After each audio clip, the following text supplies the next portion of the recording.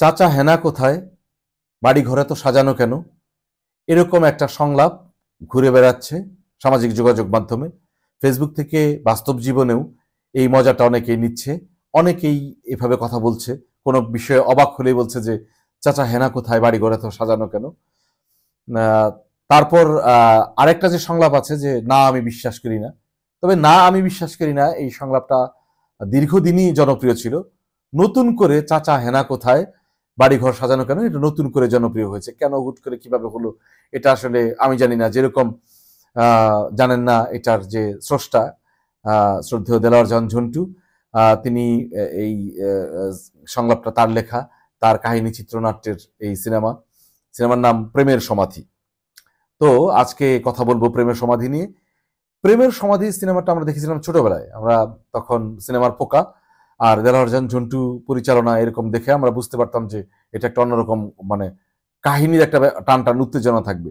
সেটা দেলোয়ার জাহান ঝন্টু সেই জজ ব্যারিস্টার বলেন, বা পরবর্তীতে এই ধারার প্রেমের সমাধি ধারারই একটা সিনেমা প্রেম গীত, তো মানে ব্যাপক জনপ্রিয় সিনেমা প্রেম গীত আমরা দেখেছি। যদিও তার সাপের সিনেমা যেগুলো, সেগুলো নিয়ে অনেক রকমের আমাদের, এখন আমরা অনেক মজা করি, কিন্তু তখন আমরা খুবই আগ্রহ নিয়ে সিনেমা হলে সেই সিনেমা দেখেছিলাম। তো প্রেমের সমাধি সিনেমাটা আমরা দেখে হলে যেটা দেখেছিলাম, তখন তো আসলে পরিবার নিয়ে মানুষ হলে যেত, ভাই বোন, পিতা মাতা, স্বামী স্ত্রী সন্তান সবাই একত্রে সিনেমা দেখতো। তো প্রেমের সমাধির সময় দেখেছিলাম যে মেয়েরা কেঁদে বুক ভাসিয়ে ফেলছে, মানে হলের ভেতরে হু হু করে কাঁদতো। সেটা মনে আছে আমার। আমি সম্ভবত এটা টাঙ্গাইল জেলার গোপালপুরের কাকলি সিনেমা হলে দেখেছিলাম প্রেমের সমাধি। তো আজকে এত বছর পর এসে যখন দেখলাম যে বেশ কিছুদিন বাপ্পারাজের সেই না আমি বিশ্বাস করি না, আবার এখন চাচা হেনা কোথায়, এটা যখন তুমুল জনপ্রিয় হলো, তখন আমার মনে হলো যে একটু সিনেমাটা দেখা দরকার। তার আগে এই সিনেমা নিয়ে কি কি কাজ হয়েছে সেটাও দেখা দরকার। তখন আমি সিনেমাটা খুব যত্ন করে মন দিয়ে দেখেছি। পরে দেখলাম RNR, যে আমাদের পপুলার ইউটিউব কন্টেন্ট ক্রিয়েটর, সেই চ্যানেলে গেলাম, দেখলাম যে 1 বছর আগেই তিনি এটা নিয়ে কাজ করেছেন। মানে এই RNR প্রেমের সমাধি নিয়ে কাজ করেছেন, বাংলাদেশের প্রেমের সমাধি, এবং ওপার বাংলাতেও যে প্রেমের সমাধিটা কপি করে তৈরি করেছিল, প্রসেনজিৎ অভিনয় করেছিল বাপ্পারাজের চরিত্রে, সেটা তো যা হোক, সেটা অন্য আলাপ। তবে একটা জায়গায় RNR এর সাথে আমার মানে ব্যাপারটা, মতামতটা মিলে গেছে। সেটা হচ্ছে যে আমাদের দেশের যেটা, মানে বাপ্পারাজের যে অভিনয়ের যে ডেডিকেশন, এটার ধারে কাছে প্রসেনজিৎ ছিলেন না ওই সিনেমাতে।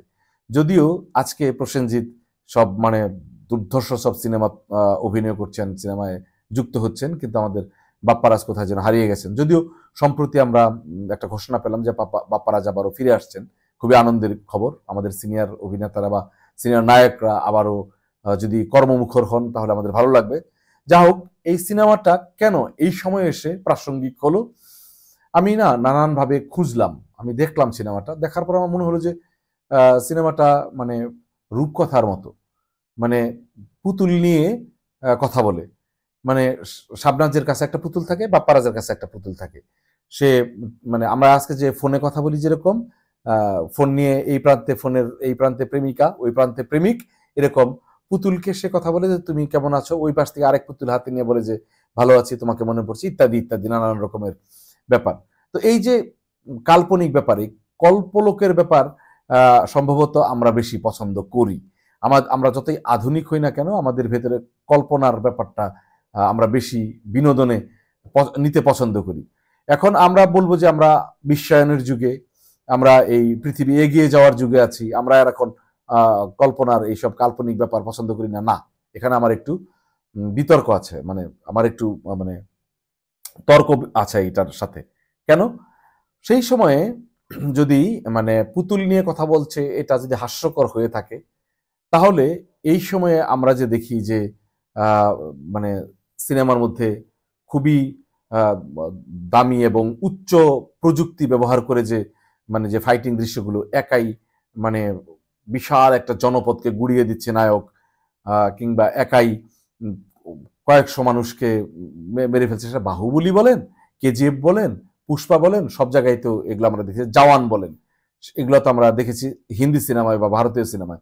বাংলাদেশের সিনেমাতেও আমরা দেখছি যে এরকম পাওয়ারফুল ব্যাপারগুলো খুবই শ্রোতা দর্শক নন্দিত। এখন শুধু এখানকার কথা বলবো না যে বাঙালি শুধুমাত্র কল্পনা প্রবণ বা বাঙালি বাঙালি কল্পনা প্রেমী, তা না কিন্তু। আপনি হলিউডের যে সেরা সিনেমা যেগুলো, সেগুলো কিন্তু খেয়াল করে দেখেন যে অ্যাকশন সিনেমাগুলোতে সব রূপকথার মতো ব্যাপার স্যাপার, মানে মানে কি কি যেন করে ফেলছে একজন নায়ক, মানে বাস্তব যে জীবনের গল্প যেসব সিনেমা, সেগুলো থেকে আমরা নাম দিয়েছি আর্ট ফিল্ম। সেগুলোর প্রতি একটু ব্যাপার থাকে যে এটা মানে বুদ্ধিজীবীরা বা আতেল যারা তারা পছন্দ করে, আসলে কিন্তু তা না। কাল্পনিক ব্যাপার আগে ছিল যেরকম, এখনো তো কাল্পনিক ব্যাপারটাই, প্রেজেন্টেশনটা একটু আলাদা আর কি, আর কিছুই না, উপস্থাপনটা আলাদা। তো আমি সিনেমাটা পুরোটা দেখে এই চাচা হেনা কোথায় এইটা যখন ভাইরাল, তখন আমি ভাবলাম যে আমি একটু দেখি। দেখে আমার মনে হলো যে কেন জনপ্রিয় হয়েছিল। জনপ্রিয় হয়েছিল সেই সময় এই কল্পনার ব্যাপার স্যাপারের জন্য। আলিফ লায়লার কথা আমাদের নিশ্চয়ই সবার মনে আছে, যে আমরা খাওয়া দাওয়া ভুলে আমরা আলিফ লায়লার জন্য অপেক্ষা করতাম। কাল্পনিক ব্যাপার, কল্পনার ব্যাপার, কল্পনায় আমাদের দৃশ্যগুলোকে দেখতে বা নিজেদেরকে কল্পনা করতে আমাদের ভাল লাগে, যে মানে এরকম করে কাউকে উড়িয়ে নিয়ে যাওয়া বা বিরোধী পক্ষকে একদম গুড়িয়ে দেওয়া, অনেককে একাই একাই 100 এরকম। তো এখন কেন মানে চাচা হেনা কোথায় এটা এত জনপ্রিয় হলো, এই উত্তর আমি দেখলাম যে কেন জনপ্রিয়। আমি দেলোয়ার জাহান ঝন্টু সাহেবের একটা ইন্টারভিউ দেখলাম, তিনি হাসতে হাসতে বলছেন যে আসলে আমি নিজেও তো জানি না যে এত বছর পরে এসে এরকম একটা সাধারণ একটা সংলাপ এই পরিমাণে জনপ্রিয় হবে। বাঙালি হোক বা পৃথিবীবাসী হোক, কে কখন কোনটা আসলে নেবে এটা কেউ বলতে পারে না। এই জন্য যারা সৃজনশীল কাজের সাথে থাকেন, তাদের যে যখন যেটা কাজ থাকে, তার সেই কাজটা করে যাওয়া জরুরি। আপনার এই মুহূর্তে যে কাজটা, যে সময়ের সঙ্গে আপনি চলছেন, এই সময় আপনার উপর যে কাজটা আছে, যে কাজটা করে আপনি আনন্দ পাচ্ছেন বা যে কাজটা আপনি করে খাচ্ছেন, সেই কাজটা মনোযোগে যদি করতে পারেন, তাহলে সেটা কোন সময়ের কোন দর্শকেরা, কোন সময়ের কোন শ্রোতারা নেবে, এটা আপনি জানেন না, কেউই জানে না।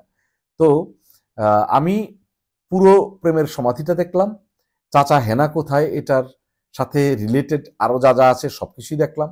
ঘেটে যেটা বের করলাম ওইটাই, যে তারা কিন্তু সফল, যারা এটা নির্মাণ করেছিলেন, তারা কিন্তু বা নির্মাণের সাথে বা এই সৃষ্টির সাথে ছিলেন, তারা কিন্তু সফল। এতদিনে এসে একটা বিশাল জেনারেশন এটাকে লুফে নিয়েছে।